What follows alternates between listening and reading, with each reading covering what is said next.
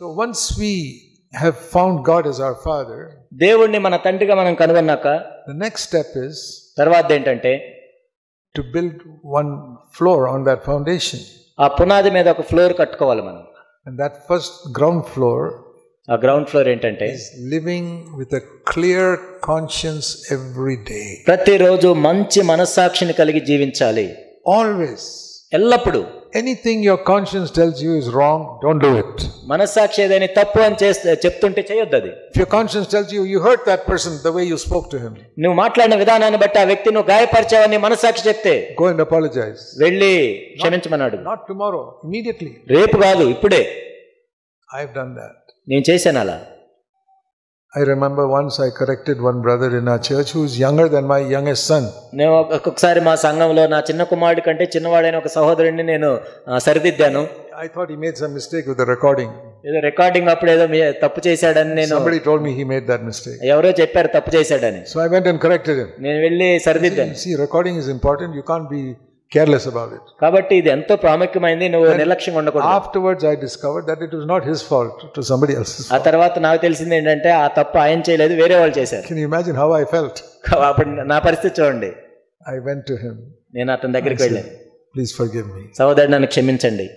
He was younger than my youngest son. నా చిన్న కుమారుడి కంటే చిన్నవాడు. He was what, 18, 19 years old? అప్పటికి 18, 19 సంవత్సరాల వయసు. I said, my dear brother, please forgive me. నా సహోదరుడు నన్ను క్షమించు. I misunderstood. I thought you made that mistake. నేను తప్పుగా అర్థం చేసుకుని నువ్వే తప్పు చేసావు అనుకున్నాను నేను. All my life I have never been ashamed to go and ask forgiveness from anybody. నా జీవితం అంతట్లో కూడా ఎవరి దగ్గరికైనా వెళ్ళి క్షమించు అని అడగటాన్ని ఎప్పుడు సిగ్గుపడలేదు. If I did wrong, I must ask forgiveness. నేను తప్పు చేస్తే వెళ్ళి క్షమాపణ అడుగుతాను. And I have always done that. నేను ఎల్లప్పుడూ అది చేశాను. Sometimes I have to write a letter because the person is far away. కొన్నిసార్లు ఆ వ్యక్తి ఎక్కడ ఉంటాడు కాబట్టి లెటర్ రాశాను నేను. Or call him up. లేదా ఫోన్ చేశాను. But always, please forgive me, that was my fault. కాబట్టి నన్ను దయచేసి క్షమించండి, నా తప్పది. Without excuses. ఇంకేమీ సాకులు లేవు. No, not saying I did this because this happened and you did this. That is all rubbish. లేదు నేను ఇది ఎందుకు చేశానంటే అది అందుకైంది ఇందుకని అవన్నీ చెప్పటం కాదు. That is not apology. That is justifying yourself. అదేదో మనం క్షమించమని అట్టం కాదు, అదేదో మనం చేసిన తప్పుని సరిదిద్దటం. Just go and say, I'm sorry brother, I'm sorry I did that, please forgive me. కాబట్టి నేను తప్పు చేశాను, నన్ను క్షమించండి అని అడగాలి అంతే. I have said that so many times. నేను ఎన్నోసార్లు చెప్పాను అలా. Because I want to keep my conscience clear. ఎందుకంటే నా మనస్సాక్షిని నిర్మలంగా ఉంచుకోవాలని. Like that I built ground floor. ఆ విధంగా నేను గ్రౌండ్ ఫ్లోర్ కట్టుకున్నాను. If you don't do that, your ground floor will be weak. Ground floor అలా కట్టుకోకపోతే అది ఎప్పుడు బలహీనంగా ఉంటుంది. Then on top of that we build first floor. దానిపైన తర్వాత మొదటి అంతస్తు కడతాం. And that is our family life. అది మన కుటుంబ జీవితం. How we live with wife, children, భార్యతో పిల్లలతో మనం ఎలా జీవిస్తున్నాం, husband, భర్తతో. That means if you hurt somebody, you ask forgiveness. అంటే నువ్వు ఎవరైనా గాయపరిస్తే క్షమించమని అడుగుతావు. And you don't criticize and shout and get angry with each other. కాబట్టి ఒకరి మీద ఒకరు నేరారోపణ చేయటం, అరుచుకోవటం, కేకలేయటం. And if you do get angry, ask forgiveness. ఒకవేళ కోపపడినట్లయితే క్షమాపణ అడగాలి. But to build a relationship as husband and wife. కానీ భార్యాభర్తలుగా సంబంధం కలిగి జీవించాలి. If you are married, నీకు వివాహం అయితే, and somebody asks you, who's your best friend? కొంతమంది అడిగితే ఎవరు నీ ప్రాణ స్నేహితుడు అని అంటారు. Don't say somebody in your office. ఏదో మీ ఆఫీస్లో వాళ్ళ పేర్లు చెప్పొద్దు. No, your best friend should be your wife. కాబట్టి నీ బెస్ట్ ఫ్రెండ్ నీ భార్య అయి ఉండాలి. And your sisters, your best friend should be your husband. కాబట్టి సిస్టర్స్ కి నీ బెస్ట్ ఫ్రెండ్ నీ భర్త అయి ఉండాలి. I mean, don't say that because I am telling you to say that today. ఏదో ఇప్పుడు నేను చెప్పన్నానని చెప్పొద్దు మీరు. It must be really true. అది నిజమై ఉండాలి. Really in your heart, my best friend is my husband. మీ హృదయం నిజమై ఉండాలి, నా భర్తే నా బెస్ట్ ఫ్రెండ్ అని. I can say that, my best friend is my wife. కాబట్టి నేను చెప్పగలను నా బెస్ట్ ఫ్రెండ్ నా భార్య అని. It must be like that. అలా ఉండాలి. That is how we build a proper home for our children. కాబట్టి ఆ విధంగా మన పిల్లల కోసం ఒక మంచిదాన్ని మనం ఏర్పరుస్తూ ఉంటాం. That means you long to come back from your office to your home to be with your wife. Me office నుంచి మీరు ఇంటికి వచ్చి నీ భార్యతో ఉండాలని నువ్వు కోరిక కలిగి ఉంటావు. And the wife is waiting eagerly at home for her husband to come back from the office. నా భర్త ఎప్పుడు వస్తాడో ఆఫీస్ నుంచి అని భార్య ఎదురు చూస్తూ ఉంటుంది. Can you imagine what type of home that will be? చూడండి అసలు అలా ఉంటే ఆ గృహం ఎలా ఉంటుందో. It will be like heaven. అదే పరలోకం లాగా ఉంటుంది అది. That is the home you must build. అలాంటి ఇంటిని మీరు కట్టుకోవాలి. The Holy Spirit will help you. పరిశుద్ధాత్ముడు సహాయం చేస్తాడు. And don't be so quick to find fault. ఏ తప్పు కనిపెడదామని చూడొద్దు. Because that will bring a distance. అదేంటంటే దూరం పెంచుతుంది అది. we all make mistakes. మనందరం కూడా తప్పులు చేస్తూ ఉంటాం. When we get to heaven, we won't make any mistakes. పరలోకం వెళ్ళాక తప్పులు ఎవరు చేయలేరు. But till then, we will say something wrong or do something wrong. అప్పటి వరకు కూడా ఏదో తప్పు మాట్లాడుతుంటాం, తప్పులు చేస్తుంటాం. Because we are imperfect. ఎందుకంటే మనం పరిపూర్ణం కాదు. We don't know how to speak perfectly. ఎందుకంటే పరిపూర్ణంగా ఎలా మాట్లాడాలో మనకు తెలియదు. It gets better and better and better and better. అది ఏ విధంగా ఉంటుందంటే శ్రేష్టంగా మరి శ్రేష్టంగా మారుతూ ఉంటుంది. కానీ when we get married, it's like learning to write, children learning to write the alphabet. మన వివాహమైన కొత్తలో ఎలా ఉంటుందంటే చిన్నపిల్లలు ABCD నేర్చుకున్నట్టు ఉంటుంది. Yeah, you see some children just learning to write ABCD. కొంతమంది చిన్నపిల్లలు ABCD రాయటం నేర్చుకుంటూ ఉంటారు. The C will be written the wrong way. C ఇలా బదులు ఇలా రాస్తారు, the opposite way. వ్యతిరేకంగా రాస్తారు. Many children, చాలా మంది పిల్లలు అలానే రాస్తారు. they are not doing evil, they don't know. అది వాళ్ళు ఏం చెడ్డ పని చేయట్లేదు, వాళ్ళు తెలియక రాస్తున్నారు అలా. That is how we are when we first get married. కాబట్టి మన కొత్తలో వివాహం అయినప్పుడు అలానే ఉంటుంది. We say something stupid. మనకి తెలియక బుద్ధిహీనంగా మాట్లాడతాం. You should not have said that to your husband or wife. కాబట్టి భార్యతో భర్త ఆ విధంగా చెప్పి ఉండకూడదు. But telling the child, see my child, C is written like this. చూడండి ఇప్పుడు మా పిల్లలు ఇప్పుడు C ఇలా రాసే బదులు ఇలా రాసేదాకా. But if after 20 years the child is still writing C the wrong way, కానీ 20 సంవత్సరాల తర్వాత కూడా ఆ పిల్లవాడు C ఇలానే రాస్తుంటే, see, this is something seriously wrong with this child. కాబట్టి ఆ అబ్బాయిలో ఏదో తప్పు ఉందని. And after 20 years of marriage, you're still shouting and yelling at each other. కాబట్టి పెళ్ళైన 20 సంవత్సరాల తర్వాత కూడా ఒకరి మీద ఒకరు కేకలు వేసుకుంటూ అరుచుకుంటూ ఉంటే, if you're still shouting at each other even after 5 or 6 years of getting married, కాబట్టి వివాహం అయిన తర్వాత 5-6 సంవత్సరాల తర్వాత అయినా ఒకరి మీద ఒకరు కేకలు వేసుకుంటూ ఉంటే, say to yourself, I am like the child who's always writing C the wrong way. ఇలా చెప్పుకోండి, ఒక పిల్లవాడు C ఎప్పుడు ఇలా రాస్తున్నట్లుగా ఉన్నాను నేను. Lord, please help me. ప్రభువా సహాయం చేయండి. When will I learn the alphabet? ప్రభువా నాకు ఆల్ఫాబెట్స్ ఎప్పుడు నేర్చుకుంటాను నేను. Start today. ఈ రోజు నుంచి ప్రారంభిద్దాం. Build your home. కాబట్టి మీ ఇంటిని కట్టుకోండి. Teach your children the word of God. దేవుని యొక్క వాక్యాన్ని మీ పిల్లలకు నేర్పించండి. I had 4 sons. నాకు 4 పిల్లలు అబ్బాయిలు ఉన్నారు. I said, Lord, before they go to college, they must all be born again and baptized. కాబట్టి వాళ్ళు కాలేజీకి వెళ్ళే లోపే వాళ్ళు తిరిగి జన్మించాలి, బాప్టిజం తీసుకొని ఉండాలి. Not that I forced them to get baptized. ఏదో నేను బలవంతంగా ఇప్పించడం అని కాదు. I never forced anybody. నేను ఎవరిని బలవంతం చేయలేదు. You decide yourself. కాబట్టి మీరు నిర్ణయించుకోండి. And they did that. కానీ వాళ్ళు చేశారు అలా. So we must work teaching our children. That's this first floor. కాబట్టి ఆ మొదటి అంతస్తులో మన పిల్లలకి బోధిస్తూ ఉండాలి. And the best time is when we sit eating dinner in the evening.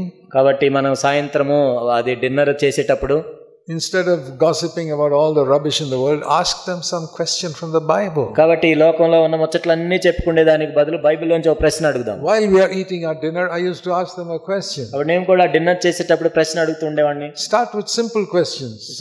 సామాన్యమైన ప్రశ్నలతో ప్రారంభించండి. Jesus' mother was Mary. Who was her husband? కాబట్టి యేసు ప్రభు యొక్క తల్లి మరే కదా, ఆమె భర్త ఎవరు? Simple ones. సామాన్యమైన ప్రశ్నలు. They'll get an answer. Joseph. వాళ్ళు యోసేపు అని చెప్తారు. That's right. అది correct. Can you tell me the name of one of Jesus' disciples? యేసు ప్రభు యొక్క శిష్యుల్లో ఒక శిష్యుని పేరు చెప్పగలరా? They'll say Peter. వాళ్ళు పేతురు అని చెప్తారు. One more. ఇంకొక పేరు? It's John. యోహాన్ అని చెప్తారు. One more. ఇంకొక పేరు? They may get stuck. వాళ్ళకి చెప్పలేరు. I say tomorrow.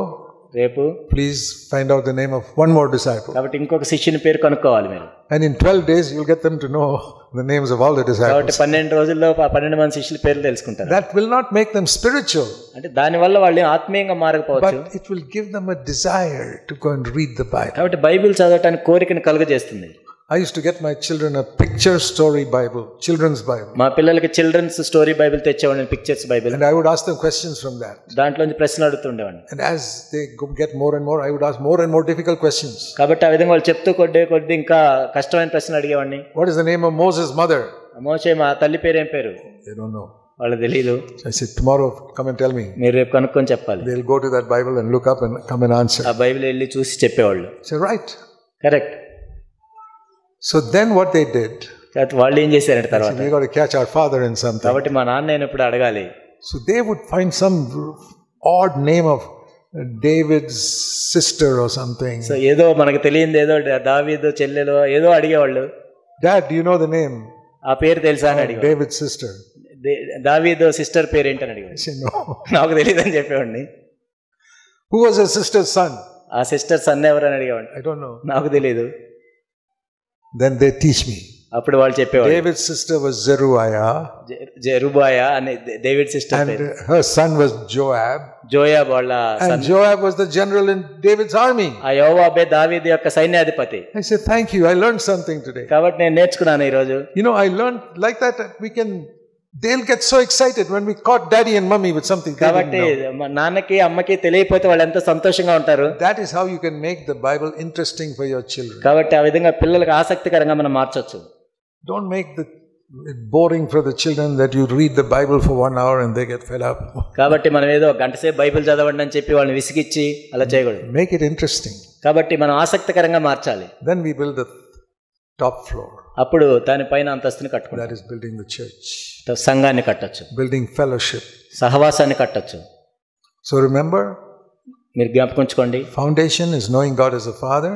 పునాది ఏంటంటే దేవుణ్ణి తండ్రిగా ఎరగటం. And the first story or the ground floor is keeping a good conscience. ఆ గ్రౌండ్ ఫ్లోర్ ఏంటంటే మనస్సాక్షి నిర్మలంగా ఉంచుకోవటం. Next floor is building our family life. ఆ తర్వాత మన కుటుంబ జీవితాన్ని కట్టుకోవటం. When you hurt one another, ask forgiveness. ఒకరినొకరు మనం గాయపరుచుకున్నప్పుడు క్షమించమని అడగటం. Teach your children the Bible. ఆ విధంగా బైబిల్ పిల్లలకు బోధించడం. Then we build fellowship with people in the church. ఆ తర్వాత సంఘంలో ఉన్న వాళ్ళతో సహవాసం కలిగి ఉంటాం. Where we get bonded together with different brothers and sisters. ఇతర సహోదరి సహోదరులతో మనం ఐక్యపరచబడటం. So now you must build one another up. ఇప్పుడు మనం ఒకరినొకరు కట్టబడాలి. And make this a strong body of Christ. క్రీస్తు యొక్క బలమైన శరీరంగా దీన్ని నిర్మించాలి. That can be an example to all the other churches. ఇతర సంఘాలకి మాదిరిగా ఉండేటట్లు ఉండాలి. See, God gave those Israelites good leaders like Joshua and Caleb. యెహోషువ, కాలేబు వంటి మంచి నాయకుల్ని దేవుడు వారికి ఇచ్చాడు. God's people always need leaders. దేవుని ప్రజలకు ఎప్పుడు నాయకులు అవసరం. If the leaders are bad, God's people go astray. నాయకులే చెడ్డగా ఉంటే దేవుని ప్రజలు కూడా వాళ్ళు తప్పిపోతారు. So now God has given you some wonderful 4 leaders here. ఇప్పుడు దేవుడు మీకు అద్భుతంగా 4 మంచి నాయకుల్ని ఇచ్చాడు. Submit to them. వారికి మీరు సబ్మిట్ అవ్వండి. Obey them. వాళ్ళకి విధేయత చూపించండి. They are like your spiritual fathers. వాళ్ళు ఆత్మ సంబంధమైన తండ్రులుగా ఉన్నారు మీకు. They are not seeking their own. వాళ్ళు ఏదో వాళ్ళ సొంత కార్యాలు చూసుకోవట్లేదు. They are not seeking for money or fame or honor or anything. వాళ్ళు ఘనత కోసమో డబ్బు కోసమో మరి దేని కోసమో కాదు. They are not being paid.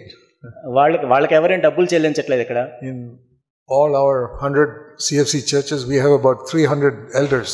మన 100 CFC సంఘాల్లో 300 దాకా సంఘ పెద్దలు ఉన్నారు. 16-17 countries. 16-17 దేశాల్లో. Nobody gets a pay. ఎవరికి కూడా జీతం అనేది ఎవరు. In no church do we take an offering bag. కాబట్టి ఏ సంఘంలో కూడా ఆఫరింగ్ కానుకలు పట్టరు. We are a special church. కాబట్టి మనం ప్రత్యేకంగా ఉన్నాం. We never talk about money. మనం డబ్బుల గురించి ఏం చెప్పం. We talk about Jesus. మనం యేసు ప్రభు గురించే చెప్తాం. Because Jesus said money and God are opposites. ఎందుకంటే యేసు ప్రభువు చెప్పారు, మీరు దేవుణ్ణి సిరిని ప్రేమించలేరు. So we want to talk about God and so we don't talk about money. మనం దేవుని గురించి చెప్తున్నాం కాబట్టి సిరి గురించి మాట్లాడాలి. But still God has provided enough money. అయినా కానీ దేవుడు మనకు కావాల్సినంత డబ్బుని ఇచ్చాడు. My wife and I found that in our own life. We married 56 years. 56 సంవత్సరాలు మాకు వివాహమైన నేను నా భార్య కనుగొన్నాం మా జీవితంలో. We never asked anybody for money. We never took a salary. మేము ఎవరి దగ్గర డబ్బులు అడగలేదు, ఎప్పుడు జీతం తీసుకోలేదు. God provided us enough. కానీ దేవుడు మాకు కావాల్సినంత ఇచ్చాడు. We lived simply, but God gave us enough. కాబట్టి మేము సామాన్యంగా జీవించాము, అయినా కానీ దేవుడు మాకు కావాల్సినంత ఇచ్చాడు. All our churches have experienced the same thing. మన సంఘాలన్నీ కూడా ఈ అనుభవించాయి. And I believe God has got a wonderful purpose for this church. కాబట్టి ఈ సంఘానికి కూడా ఈ సంఘం పట్ల దేవునికి ఎంత మంచి ఉద్దేశం ఉంది. There are probably many other people in this city who need to hear the gospel you have been hearing. బహుశా మీరు వింటున్న సువార్త వినాల్సిన వాళ్ళు ఈ చుట్టుపక్కల ఎంతమంది ఉండొచ్చు. The gospel of God as a father. దేవుని యొక్క సువార్త ఏంటంటే దేవుడు మనకు తండ్రి. The gospel of living with a clean conscience every day. మంచి మనస్సాక్షితో ప్రతిరోజు మనం జీవించాలనేది సువార్త. The gospel of building a godly family. దైవభక్తి కలిగిన కుటుంబాలు నిర్మించుకోవాలనేది. And building a church like one body. దేవుని యొక్క సంఘాన్ని ఒక్క శరీరముగా నిర్మించాలనే సువార్త. This body has got some visible members and invisible members. ఈ శరీరంలో కనపడే భాగాలు ఉంటాయి, కనపడని అవయవాలు ఉంటాయి. The visible members in the church are those who are always up in the front. Everybody can see them. They know their names. కనపడే అవయవాలు అంటే ఎవరు ముందు కనపడే వాళ్ళు, ఎప్పుడు వాళ్ళకి తెలుసు, మనం తెలుసు వాళ్ళకి. The elders and those who sing and people like me who come and preach. సంఘ పెద్దలు ఉంటారు, పాటలు పాడే ఉంటారు, నాలాంటి బోధించే వాళ్ళు ఉంటారు. Those are visible members. వీళ్ళందరూ కనపడే భాగాలు. Like the tongue, నాలుక, eyes, hands. కళ్ళు, చేతులు. Those are the visible members of the body. ఇవన్నీ శరీరంలో కనపడే భాగాలు. But there are some invisible members in your body. కానీ నీ శరీరంలో చూస్తే కనపడిన అవయవాలు ఉంటాయి. the heart, హృదయం, liver, liver, kidney, and many other internal organs. లోపల అంతరంగంలో ఉండే అవయవాలు చాలా ఉంటాయి. Tell me, which is more important? మీరు చెప్పండి, ఏది ప్రాముఖ్యమైనది? You think these visible members are more important than the internal ones? అంటే మన శరీరంలో కనపడే భాగాలు ప్రాముఖ్యమైనవా, లోపల భాగాలు ప్రాముఖ్యమైనవా? You never see those internal ones. ఆ లోపల ఉండే భాగాలను మనం చూడలేము. But if those internal ones stop working, కానీ ఆ లోపల ఉన్న అవయవాలు పనిచేయకపోతే all the visible members will also pack up. ఆ కనపడే భాగాలు కూడా ఏమీ పనిచేయవు. So in this church also there are some visible members. ఈ సంఘంలో కూడా కొంతమంది కనపడేవారిగా ఉన్నారు. And you think they are the most important. అంటే వాళ్ళే అత్యంత ప్రాముఖ్యమైన వాళ్ళని మనం అనుకుంటాం. Yeah, they are good, godly people. I'm thankful. నేను వాళ్ళు దైవభక్తి కలిగిన వాళ్ళు, నేను బట్టి వందనాలు చెల్లిస్తున్నాను. Behind them are people who pray for them. కానీ దాని వెనుక వాళ్ళ గురించి ప్రార్థన చేస్తున్న వాళ్ళు ఉన్నారు. Nobody sees you. మిమ్మల్ని ఎవరు చూడరు. Quietly in your home you pray for the leaders of this church. మీ ఇంట్లో మౌనంగా నెమ్మదిగా సంఘం గురించి, నాయకుల గురించి ప్రార్థన చేస్తున్నారు మీరు. You don't get any honor or approval for that. దాన్ని బట్టి మీకేం ఘనత రాదు, ఎవరికి తెలియదు. But one day God will say to you, well done. కానీ ఒకానొక రోజు దేవుడు మీతో చెప్తాడు, బలా నమ్మకమైన మంచి దాసుడు. Your sister, well done for doing that job faithfully. సహోదరి, నువ్వెంతో నమ్మకంగా చేశావు, నీకు వందనాలు. Come to receive your reward. కాబట్టి వచ్చి నీ ప్రతి బహుమానాన్ని అందుకో. And people wonder, who is this sister? We never saw her. ఎవరు ఈ సిస్టర్, నేను అసలు ఎప్పుడు చూడలేదు అనుకుంటాం. She was the one who was praying. Nobody knew about it. కానీ మీ గురించి ప్రార్థన చేసేది ఆ సహోదరి ఎవరికి తెలియదు. But when Jesus comes, Jesus will honor her. కానీ యేసు ప్రభు వచ్చినప్పుడు ఆ సహోదరిని దేవుడు గణపరుస్తాడు. I picture that sometimes about myself. కొన్నిసార్లు నా గురించి ఆలోచన. The Bible says one day Jesus will come and give rewards to all his servants. Bible ఏం చెప్తుందంటే ఒకనొక యేసు ప్రభు వచ్చి అందరికీ బహుమానాలు ఇస్తాడు. One by one he'll call his servants. ఒక్కొక్కరిని పిలుస్తూ ఉంటాడు. And the time comes now, rewards for Zach Poonen. ఇప్పుడు జాక్ పూనెన్కి నేను ప్రతిఫలం ఇస్తాను. And there's a line of 9,000 people standing there. అక్కడ 9,000 మంది ఉన్నారు ఆ లైన్ లో. And I am 9,001 at the back. నేను 9,001వ వ్యక్తిని. And people wonder, what is this? Is this a reward for Zach Poonen or for somebody else? ఏం Jack పూనెన్ గారిని పిలిచారా, ఎవరన్నా పిలిచారా? The Lord says, no, this is a reward for Zach Poonen. లేదు, Jack పూనెన్కి ప్రతిఫలం ఇది. These 9,000 people are the people who prayed for him. You never saw them. ఈ 9,000 మంది ఆయన కోసం ప్రార్థన చేశారు, వాళ్ళు ఎవరో మీకు తెలియదు. Zach Poonen's ministry was because of these 9,000 people. Jack పూనెన్ గారి పరిచర్య ఎందుకు ఇలా ఉందంటే ఆ 9,000 మంది వల్లే. He got his honor on the earth. Everybody thought he's a great man. ఆయనకి ఇప్పటికే ప్రతిఫలం వచ్చింది, గొప్ప దైవజనుడు అనుకుంటున్నారు. But nobody saw these 9,000. కానీ 9,000 మందిని ఎవరు చూడలేదు. Now you see them. కాబట్టి ఇప్పుడు చూడండి మీరు. I am going to reward them publicly. నేను వాళ్ళకి బహిరంగంగా ప్రతిఫలం ఇస్తాను. I believe some of you will be there. కాబట్టి మీలో కూడా కొంతమంది ఆ 9,000 ఉంటారు అనుకుంటున్నాను. Thank you for praying for me and my wife. కాబట్టి నా గురించి, నా భార్య గురించి మీరు ప్రార్థన చేస్తున్నారు, అందుని బట్టి వందనాలు. We are what we are because many people pray for us. ఎంతో మంది మా గురించి ప్రార్థన చేస్తున్నారు కాబట్టి మేము ఇలా ఉన్నాం. It's very difficult to find a servant of God and his wife at the age of 85 and 82 traveling around the world. కాబట్టి 85 సంవత్సరాలు 82 సంవత్సరాల వయసు ఉన్న ఇద్దరు ఈ ప్రపంచం అంతా తిరగటం అనేది ఎంతో కష్టం, మనం చూడలేము. And coming to India 3 months ago in September and again coming in December. సెప్టెంబర్లో 3 నెలల క్రితం ఇండియాకి వచ్చి మరలా ఇప్పుడు రావటం. How is that? ఎలా? He says 9,000 people praying for them. That's why. ఎందుకంటే ఆ 9,000 మంది ప్రార్థన చేస్తున్నారు, అందుకే. I don't take the credit for myself. కాబట్టి నా కోసం నేనేమి ఘనత కోరుకోవట్లేదు. My wife and I are very weak physically. భౌతికంగా చూస్తే నేను నా భార్య అంత బలహీనంగా ఉన్నాం. God strengthens us because these 9,000 people are pumping the blood into us. ఎందుకంటే 9,000 మంది ప్రార్థన చేసి పంప్ చేస్తున్నారు కాబట్టి మేము ఇలా ఉన్నాం. Thank you very much. కాబట్టి మీ అందరికీ వందనాలు. May God bless this church. దేవుడు ఈ సంఘాన్ని ఆశీర్వదించును గాక. We pray that God will use this church greatly for his purposes. దేవుని యొక్క ఉద్దేశం కోసం బహు గొప్పగా దేవుడు దీన్ని ఆశీర్వదించాలని వాడుకోవాలని కోరుకుంటున్నాను. I want to say to all of you, please remember to pray for us. కాబట్టి మా గురించి దయచేసి మీ ప్రార్థనలో జ్ఞాపకం చేసుకోండి. Thank you very much. మీకు అందరికీ వందనాలు. Let's pray. ప్రార్థన చేసుకుందాం. Heavenly Father, పరలోకమందున్న మా తండ్రి, I thank you for this wonderful church here in Hyderabad. ఓ ప్రభువా, హైదరాబాద్ లో ఉన్న అద్భుతమైన సంఘాన్ని బట్టి వందనాలు. What a great work you have done. ఓ ప్రభు, మీరు ఎంత గొప్ప కార్యం చేశారు. Please bless it mightily. ఓ ప్రభు, ఎంతో ఆశీర్వదించండి. Even more in the days to come. ప్రభు, రానున్న రోజుల్లో ఇంకా బహుగా ఆశీర్వదించండి. Anoint the leaders with the Holy Spirit. ఓ ప్రభు, నాయకుల్ని పరిశుద్ధాంతో నింపండి. Everyone here should be filled with the Holy Spirit. ఓ ప్రభు, ఇక్కడ కూర్చున్న ప్రతి ఒక్కరిని మీ ఆత్మతో నింపండి. And fulfill your purpose with this church. ప్రభు, ఈ సంఘం పట్ల మీ కలిగిన ఉద్దేశాన్ని నెరవేర్చండి. Please bless and reward all those who've been praying for us. ఓ ప్రభు, మా గురించి ప్రార్థన చేస్తున్న ప్రతి ఒక్కరికి ప్రతిఫలం ఇవ్వండి. We thank you for all of them. ఓ ప్రభు, వారందరిని బట్టి మేము వందనాలు తెలియజేస్తున్నాం. Let there be greater glory in this church in the future. ఓ ప్రభు, భవిష్యత్తులో ఈ సంఘములో అధిక మహిమ ఉండడానికి సహాయం చేయండి. In Jesus' name. యేసు నామములో ప్రార్థిస్తున్నాం. Amen. Amen. Thank you very much. మీ అందరికి వందనాలు. And thank you, brother.